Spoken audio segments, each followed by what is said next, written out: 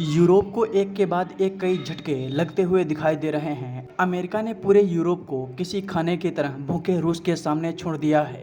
Europe से एक ऐसी खबर सामने आई है जिसने यूरोपीय देशों की नींद उड़ा दी है। रूस एक बार फिर यूरोप के एक देश पर हमला करने जा रहा है। यूक्रेन के बाद रूस का यूरोप पर यह दूसरा बड़ा हमला होगा और इस हमले को लेकर अमेरिका ने एक ऐसा बयान दिया जिसने यूरोप को हिला कर रख दिया है। ये देश कौन सा है जिस पर रूस हमला कर सकता है और अमेरिका ने इस हमले को लेकर क्या बोला है, चलिए आपको सब कुछ विस्तार में बताते हैं।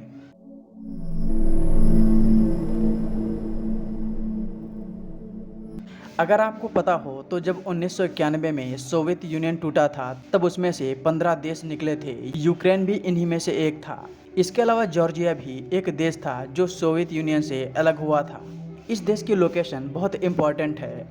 आप इस मैप में देख सकते हैं कि अगर आर्मेनिया और अजरबैजान या फिर मध्य एशिया में किसी देश को व्यापार करना है तो वो जॉर्जिया की ज़मीन का ही इस्तेमाल करके समुद्र से जुड़ सकता है। इसके लिए जॉर्जिया भारी भरकम चार्ज वसूल करता है। अब आप समझ गए होंगे कि इस देश की लोकेशन कितनी इम्पोर्टेंट है। जब जॉर्जिया सोवियत यूनियन से अलग हुआ था तब से सन 2000 तक इस देश में रूस समर्थित सरकार थी। लेकिन सन 2000 में अमेरिका के उकसावे के बाद यहाँ सत्ता परिवर्तन हुआ और उसके बाद यहाँ अमेरिका समर्थित सरकार आ गई।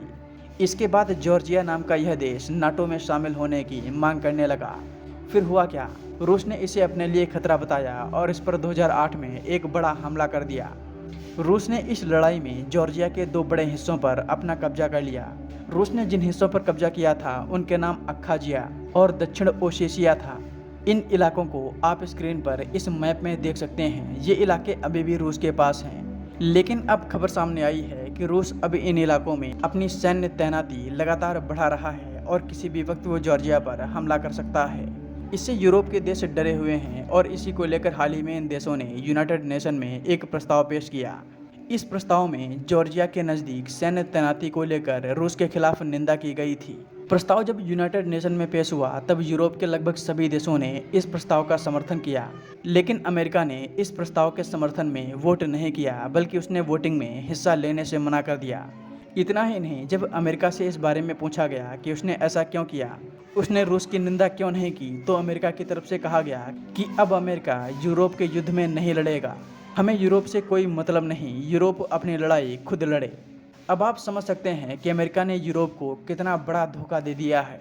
जब अमेरिका को अफगानिस्तान, इराक में ज़रूरत थी तब यूरोपीय देशों ने अमेरिका का साथ दिया था। लेकिन जब यूरोप को ज़रूरत है तो अमेरिका की तरफ से कहा जा रहा है कि यूरोप अपनी लड़ाई खुद लड़े।